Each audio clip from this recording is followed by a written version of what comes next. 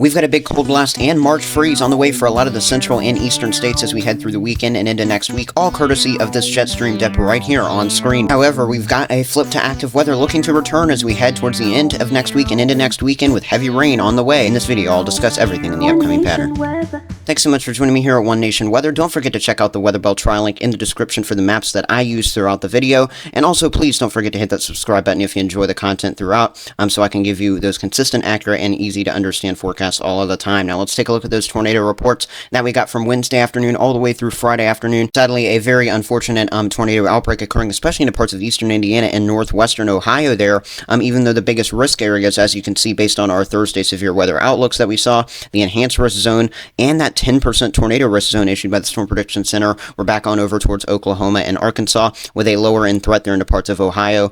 So areas like Logan County, surrounding areas that were affected, my thoughts and prayers continue to go up for you. Obviously, that event certainly did not really go as forecasted, and you can see as we go into this weekend, what we have a little bit more in the way of higher certainty on is that there's going to be some showers and storms developing late Saturday into parts of south central Texas, southeast Texas, into parts of Louisiana as well. Those will continue to head eastward there on the tail end of our lingering boundary over this region as we go towards our Sunday. So there could be a little bit of severe weather there, especially closer to the Edwards Plateau Saturday, late day and into the evening. Then we'll continue to just watch mainly normal shower and thunderstorm activity push along the Gulf Coast there throughout the day Sunday. There's also going to be a low pressure system that's partially responsible for our upcoming cool shot there. You can see that on up there that I just drew the X over there into parts of the interior New England region. That'll move through the Great Lakes and Northeast as we kind of go through the day Sunday as well. So a couple different pieces. Even into our Monday morning here, you can see we've got some showers and storms pushing through parts of South Georgia, the low country of South Carolina. Those will continue to push through South Florida Monday afternoon while cooler air spills in over a lot of the east. Now here's your 3-day precipitation.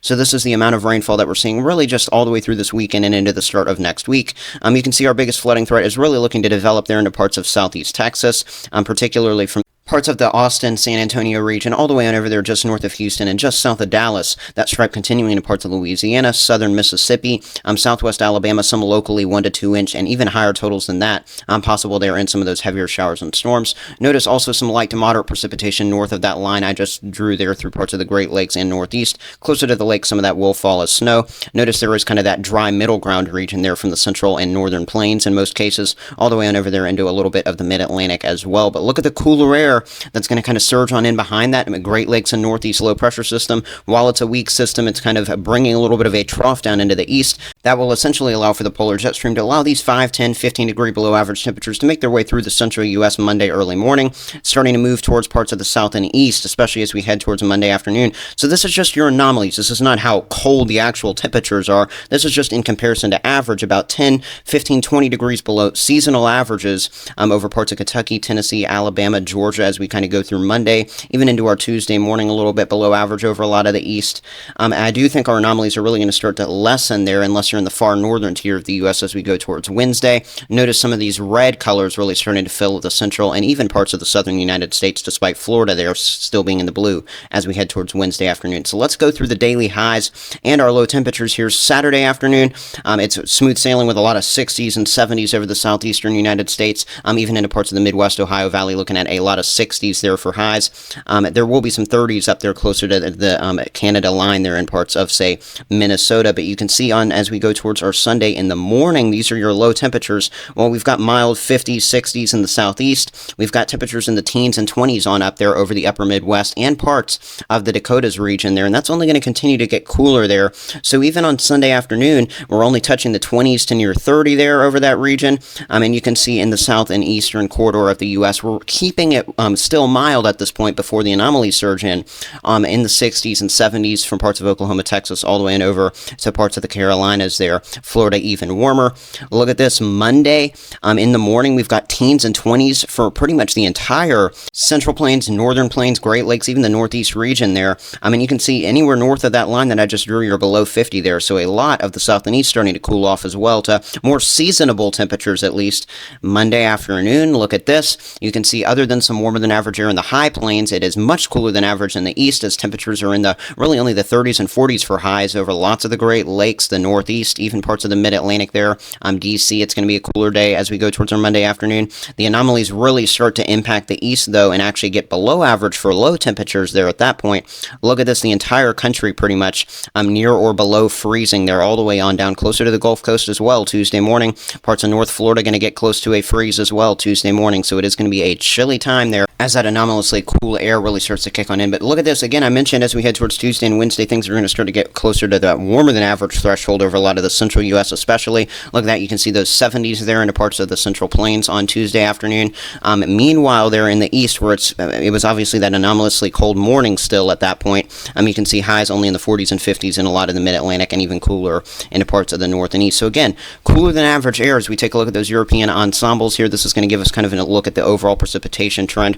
Early this week, the only trend may be a little bit of some lake effect snowfall all the way from the upper peninsula of Michigan into parts of the interior northeast. That's pretty much the only precipitation we see during the early part of this week. But as we go towards late Wednesday night and into our early Thursday morning, we're going to start to see that moisture return indicated by those gray colors in the plains with that warmer than average air. Could some of this be some thunderstorms into parts of Texas and Oklahoma Wednesday night even?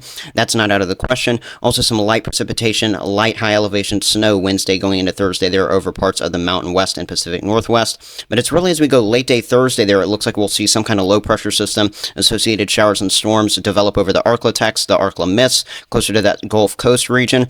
Then as we head towards our Friday, a low pressure system bringing a lot of moisture on through the south and east. So it looks like, again, it's going to be a very active time frame here as we head towards the end of this week, and that's what I hinted at in the intro of this video. A lot of the south central and southeastern United States from Thursday going into Friday getting rainfall. It looks like as we go towards Saturday, this collection of models that build the ensembles here showing what's really looking like a soggy time frame there from parts of the mid-Atlantic all the way up into southern New England. That kind of lingering around as there's a little bit more spread there with all those grays on screen. That just indicates that it's not going to be raining in all of those areas at this point, I don't think. But what it's showing you is that there's spread and where the system will still be located as we head towards the middle to back half of the upcoming weekend. So again, we're still, 5 to 7 days out from this. So with time, we'll start to learn more new details. But again, you can see on the European model here, this is a single model, so not a collection of models. Now we're just looking at the Euro itself. Again, you can see late Thursday, some rainfall and some storms over the Arklatex, agreeing with that collection of models that we just looked at in the ensembles a minute ago.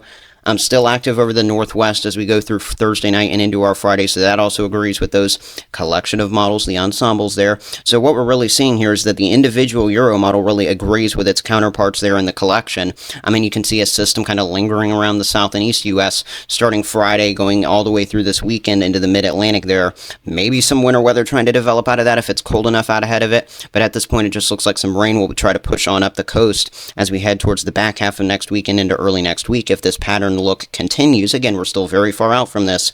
And then it shows an even bigger system, the European model by itself, developing over the central United States there. Snow wrapping back around into the north central plains as well out of that if enough cool air from Canada can be pulled on down, which it does look like that's certainly possible. But again, we're starting to reach, that very far out territory that we don't want to get into at that point by looking at that system, so take that with a grain of salt. But again, notice here the GFS ensemble, so now we're looking at another collection of models again, showing there and agreeing with the European model. Showing the showers and storms that we have to watch starting in the plains as we go Wednesday night really through Thursday, and then moving along the southeast coast towards the closer to the weekend time frame. And then look at that as we go towards the start of the next week. That same thing that the individual Euro was showing with a bigger system starting to develop and produce heavy rain. Look at that, one-day precipitation of a half an inch to an inch already collectively being agreed on there by those ensembles over the central U.S. So could that be the sign of that next system, that secondary system starting to push on in at that point? Certainly so. So there's a lot to track in the upcoming pattern. Climate Prediction Center agrees 6 to 10 day precipitation probability outlook looks like so.